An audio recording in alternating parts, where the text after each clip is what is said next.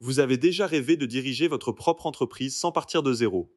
Imaginez récupérer des clients fidèles, une équipe en place, un chiffre d'affaires qui tourne déjà. C'est exactement ce que permet la reprise d'entreprise. Et aujourd'hui, on décortique ensemble chaque étape pour savoir si c'est vraiment une bonne idée pour vous. En France, environ 185 000 entreprises sont transmissibles chaque année, mais à peine 50 000 trouvent un repreneur. Cela veut dire que plus de 130 000 opportunités restent sans acquéreur, un déséquilibre énorme qui peut devenir votre avantage si vous vous préparez correctement et méthodiquement.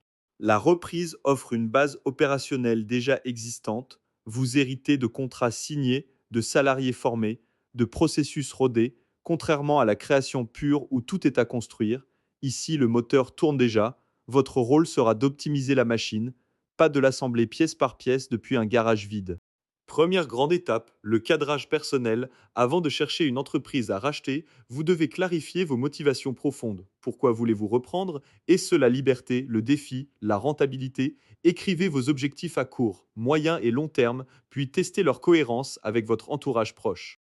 Ensuite, faites votre autodiagnostic, listez honnêtement vos atouts techniques, commerciaux, managériaux et financiers, puis identifiez vos angles morts, les domaines où vous êtes plus fragile, sollicitez un regard extérieur comme celui d'un mentor ou d'un coach. Cette lucidité sera votre meilleur bouclier contre les mauvaises surprises.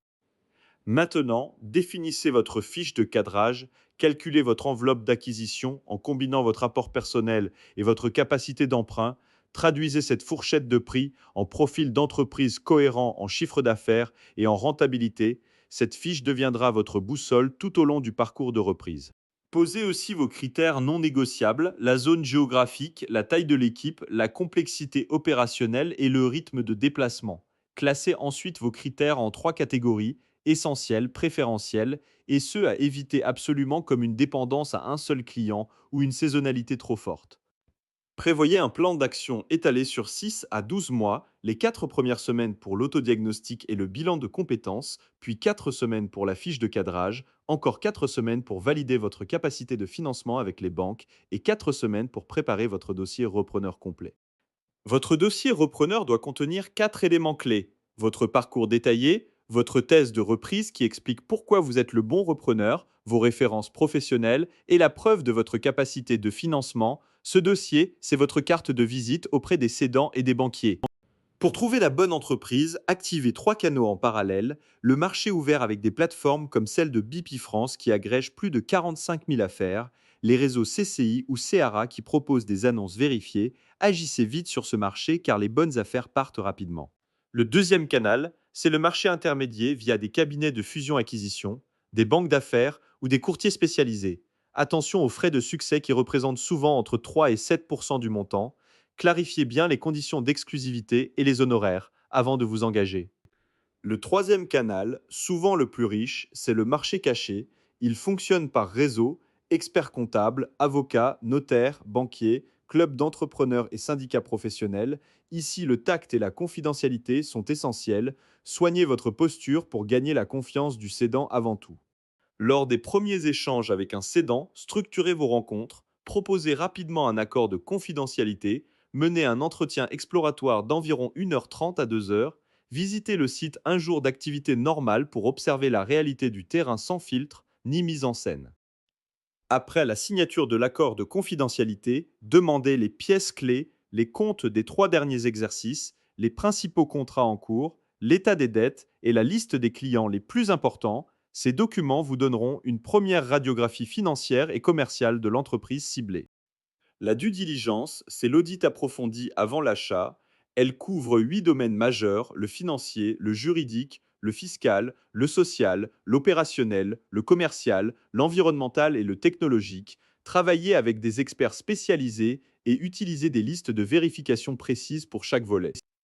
Pour chaque point sensible découvert pendant l'audit, chiffrez précisément l'impact financier, distinguez ce qui est bloquant de ce qui est négociable, ce qui est structurel de ce qui est conjoncturel, puis classez vos priorités d'action avant la signature.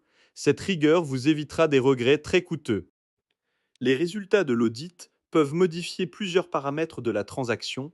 Le prix d'acquisition peut être ajusté à la baisse, le périmètre de la reprise peut être restreint, Les modalités de paiement peuvent inclure un échéancier, un crédit vendeur ou des garanties plafonnées avec des franchises.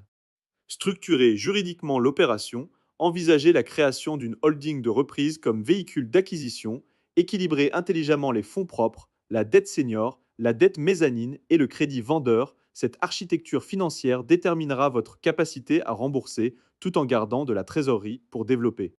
Les documents clés à préparer comprennent le protocole de cession, la garantie d'actifs et de passifs, le pacte d'actionnaires si vous avez des associés, les conventions de financement et les annexes comme le bail commercial ou le contrat d'accompagnement du cédant pendant la période de transition après la vente.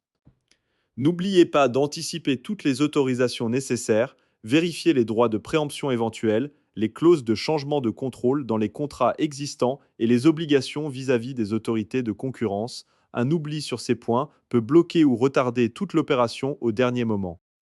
Les 100 premiers jours après la reprise sont absolument cruciaux pour asseoir votre crédibilité. Dès le premier jour, projetez-vous dans votre rôle de dirigeant aux multiples casquettes. Listez vos priorités opérationnelles, définissez vos indicateurs de pilotage et prévoyez des renforts ou formations si nécessaire. Pour résumer, préparez avant d'agir, restez toujours aligné avec votre fiche de cadrage et votre capacité financière, crédibilisez votre profil auprès des banques et des cédants. La reprise d'entreprise est une formidable opportunité si vous la construisez méthodiquement, alors lancez-vous avec méthode et confiance.